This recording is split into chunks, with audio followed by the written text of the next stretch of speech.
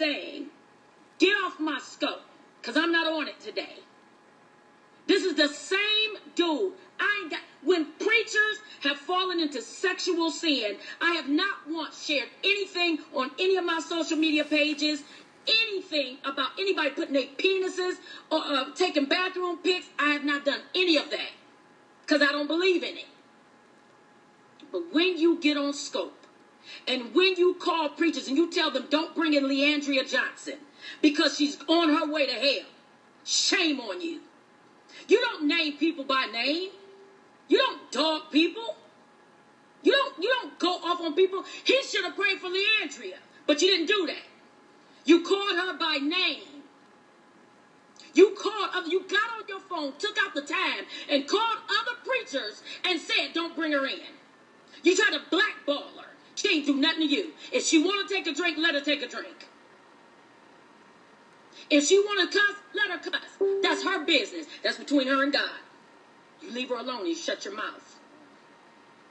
I don't put my mouth on niggas. I don't do it. I don't do it. So if you don't like it, Leandria's my girl. She ain't never hurt nobody. If she got struggles, then she got struggles. You shut your mouth. You don't talk about her. Just leave it alone. Just walk away. And it's not about church beef. And you get off my scope too before you get blocked. It's not about church beef. It's not about that. We all have struggles. All I'm asking is, how do you explain this? I'm not saying he's a liar. All I'm saying is, how do you explain it? Word for word. For those of you who don't know what everybody...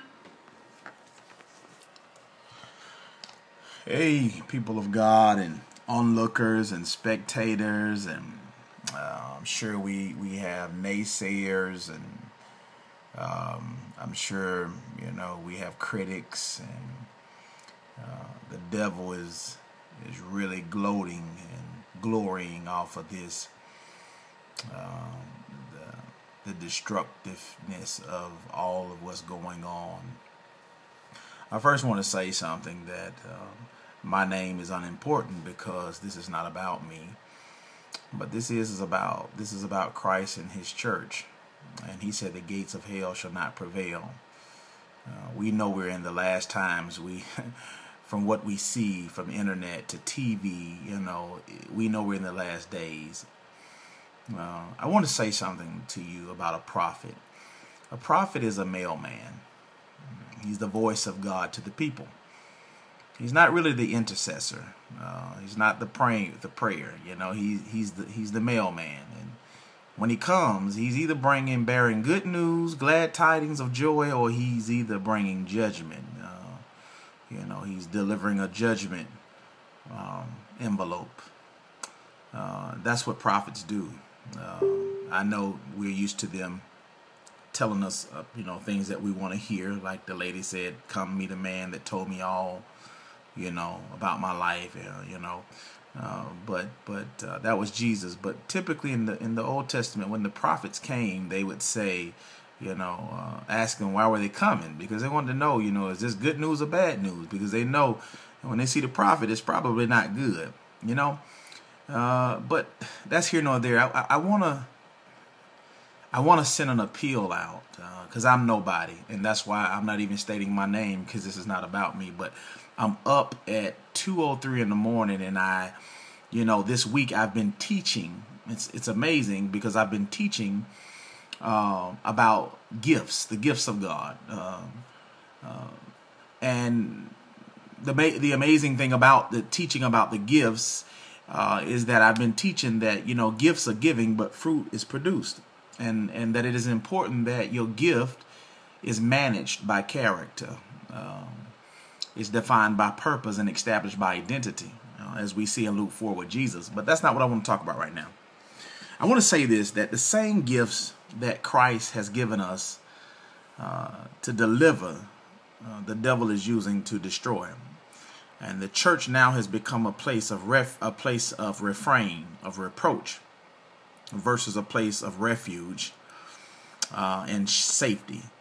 And it's because of things like this. It's because of what I just played, preambled this with. I'm not saying that he's right, she's wrong. I'm saying that it's all wrong. It is, when did we start airing out our dirty laundry? When did we start showcasing private problems, and and making them public problems? And when did we allow the devil to begin to use us to put our business out in the street, church business? When we have stuff like that, we're real people with real problems. That's what the church is for, people of God. It's a hospital. Jesus say, listen, you say you see. I came for the sick, the blind, the maimed, the whole. I came for them who need help, who need to be healed. You say you're well, so you don't need a physician. Jesus, he's the balm in Gilead. He is the great physician. He calls us as physicians as he heals us through our problems. We that are called to the fivefold ministry, as he restores us from our problems, he uses us now as an extension. As doctors at a hospital, the church is a hospital full of people who came in sick. Some have recovered, some have been made whole, some have been restored, and now they've become extensions of healing and deliverance. But the church is a place where we go to get the medication we need for the sin-sick problems that we have, the issues we have in our flesh. Nobody's denying that we have problems. Nobody's denying that we don't, that we're not perfect. But when did we start making it the public business? When did we start giving the world our power? When did we reduce ourselves and allow the world now to become our critics, our analyzers? When did we allow them to begin, to determine and measure us because we're so now for fame and fortune and money and notoriety and, power, that we would sell our souls? What shall a man, give in exchange for his soul to gain the whole world? He gains the whole world, or she gains the whole world, and lose your soul. This is serious, people. Listen, I hope you're looking at this, sister of God, who we just showed, Lexi, and I hope Brian and everybody's looking at this.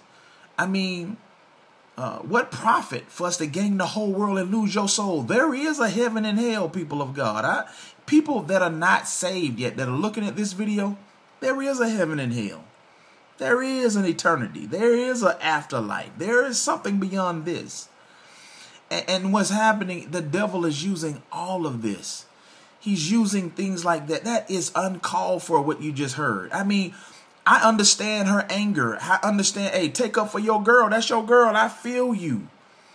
But what about when Jesus says in Mark 9, and 42 says, and whosoever shall offend one of these little ones that believe in me, it is better for him or her that a millstone were hanged about her neck or his neck and be cast into the sea.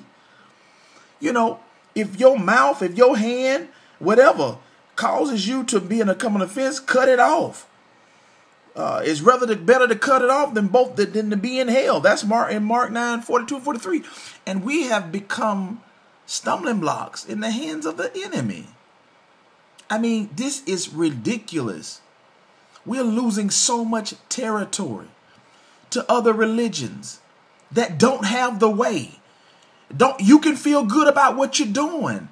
They don't have the answer. There is a hell. Jesus is the only way, the truth, and the life. And you can tell by some of your actions that you don't believe that. Because if you believed it and you know your word, like you proclaiming you know your word and you're believing in God for yourself, you wouldn't let yourself do certain things. You wouldn't let the devil use you as a weapon against the church. You wouldn't become a divider. You wouldn't try to avenge or vindicate. You can't get justice. If he's wrong, and apparently there is something there is a parallel. I'm not excusing him. There's some parallel there. But if he's wrong, and if he's done wrong, and if he's wronged somebody, let God be that avenger. Do you believe that judgment belongs to the Lord? The Bible says judgment must first begin at the house of the Lord. So do you really believe that God can handle any problems? He can handle those that are out of order. He knows how to judge. He knows how to correct. He knows how to correct. Do you believe? If you really believe that, you wouldn't become a weapon. You wouldn't so easily be used. You wouldn't allow your mouth to sprout out certain things. Not that we don't all say things behind closed doors, but when did we become so public with our issues that we reduce the sanctity of the church? We reduce the dignity of what we believe. We've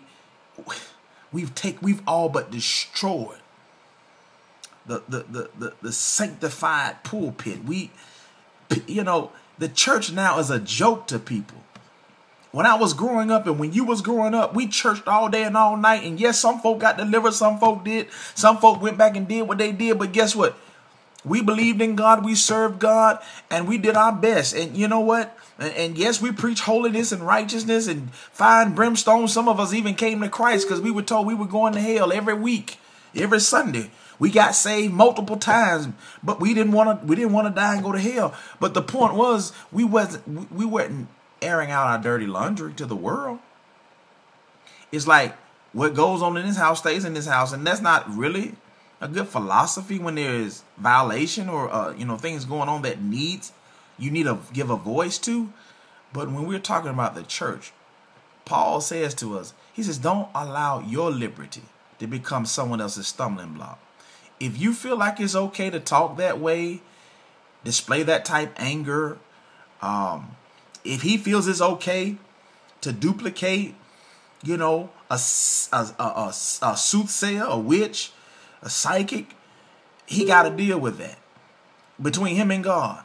If he puts God's name on something, God had already told you in Jeremiah, don't be prophesying, you prophesying. Don't do that, because God's going to deal with you if you're wrong, if you're out of order, because you're trying to gain the world, but you're losing your soul. But the same thing, he says to you, don't become a stumbling block.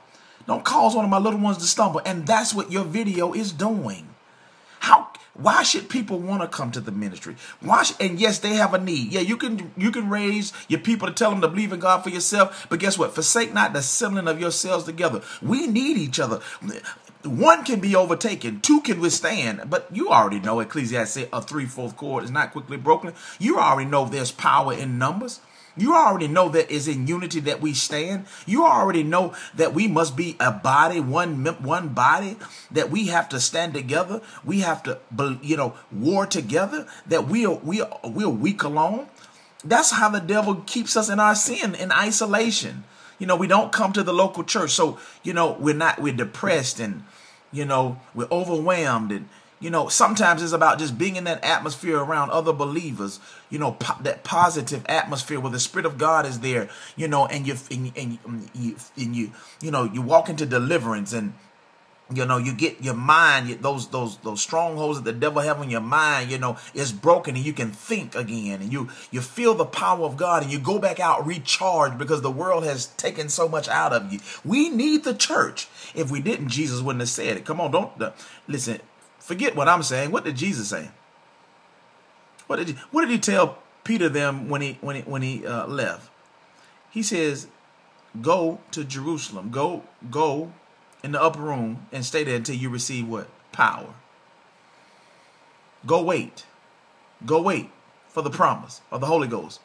They went and did that together, and they built the church together. So yes, there's a need. You need to go to church. You need to be in a local assembly. And yes, your man and woman of God have problems. Just like you. They're just anointed for a certain call, a certain office. But the thing is not for you to know what's going on behind closed doors. Why? Because you need to maintain a certain reverence. You need to maintain a certain respect. Why? Because you need to hear what's coming out of his mouth. You need to hear what God is downloading into him. You need to know what God is putting in his spirit to give to you, because you may not be as mature. You may